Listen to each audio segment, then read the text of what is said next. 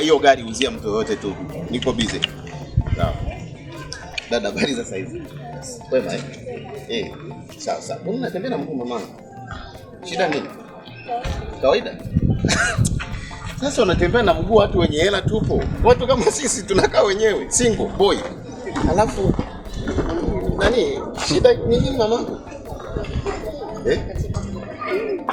Unajua usiangalie hizi ebo nimetoka tu. Nilikuwa nanunua vitu hapa. Kwa hiyo ndo nimesema kwamba niondoke mara moja. Sasa nilivyoona unateseka, nataka niokoe maisha yako. Mimi ni kijana, single boy na kuhitaji.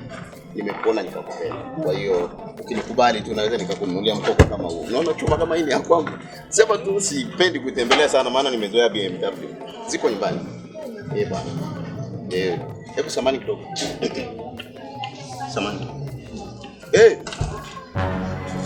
Hiyo nyumba. What's wrong, baby? Bro, vipi sasa? Shikamoo. Kuna shida gani? Shikamoo bro. Tuoshe.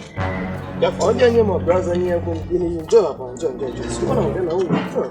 Nilikuwa namsalimia. Kijana njoo, ulikuwa namsalimia chake. Vipi? Kuna shida gani hapo mama? Dada. Mimi si nimekusalimia tu dada. Sasa bro, gari yako. Nilikuwa namuuliza tuoshe. Nikupe funguo ndio. Hapana. Nashukuru.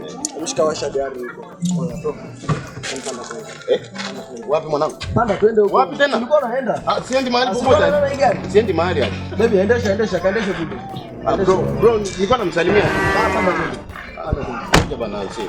Sasa unanipeleka wapi kaka? Sasa unapenda kutongoza wake za watu muwapeleke. Na bwana. Basi panda twende basi. Acha basi yake. Unanibana.